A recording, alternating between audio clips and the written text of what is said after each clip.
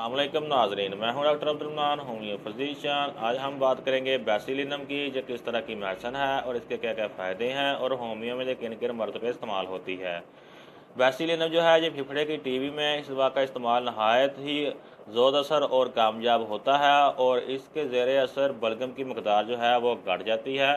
इसमें हवा के बुलबुले जो है बढ़ जाते हैं और रैम आलूदगी जो है वो घट जाती है। ऐसे बहुत से अमराज में भी ये दवा कामयाब साबित हुई है जिनका टीबी से कोई वास्ता ना हो, बिलखसूस जबकि सांस की नालियों से बकसरत बलगम आ रही हो और दमकशी भी मौजूद हो। सांस की नालियों में अगर पीप आ जाती है और खांसने से अगर बलगम कम निकलता है तो बेसिलिनम बहुत ही इफेक्टिव मेडिसिन है। और इसके अलावा बेसिलिनम मखसूस इन बूढ़ों के फेफड़ों की बीमारी में मुफीद है जिन्हें नज़ला ज़ुकाम की पुरानी शिकायत हुई हो और जिनके फेफड़ों में गर्दिश खून जो है कमज़ोर हो, तो उनके लिए बेसिलिनम बहुत ही इफेक्टिव मेडिसिन होती है।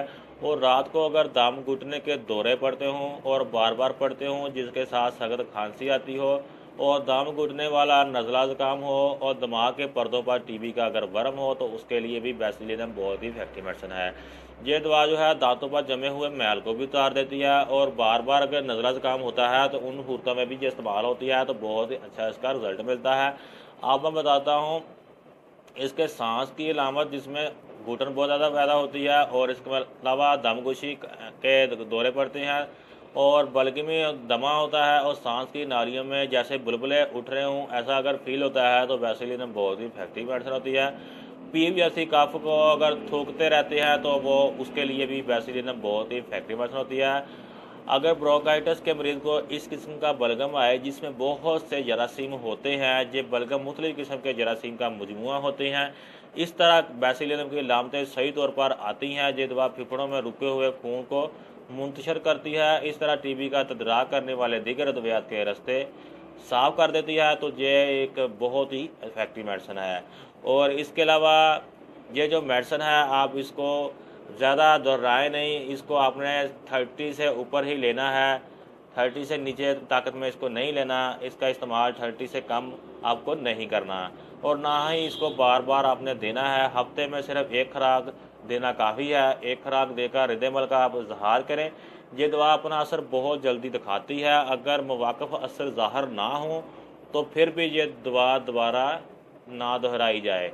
तो यह मेडिसिन जो है एक नसूर मेडिसिन है, इसलिए इसको बहुत ज़्यादा दोहराना नहीं चाहिए। इसको एक आधी खुराक एक हफ्ते में ही देनी चाहिए और कोशिश करें कि कभी कभी एक खुराक ही इसके लिए काफ़ी है और दोबारा उसको रिपीट ना करें।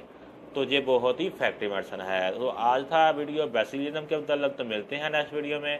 अगर किसी ने सब्सक्राइब नहीं किया तो प्लीज़ सब्सक्राइब बटन दबा लें और बेल आइकन का बटन दबा लें ताकि नई आने वाली वीडियो में आपको आने का मौका मिले और नया कुछ सीखने का मौका मिले। अगर कोई न्यू आया है तो वो मुझे बता दें, वो अपना कमेंट सेक्शन में आकर कुछ समझ ना आई हो तो वो। और उसके अलावा मेरा व्हाट्सअप नंबर भी है डिस्क्रिप्शन में, वहाँ से आप मेरे नंबर से भी मुझसे कांटेक्ट कर सकते हैं। किसी भी किस्म की मालूमात के लिए आप मुझसे रब्ता कर सकते हैं। तो ये था आज का वीडियो।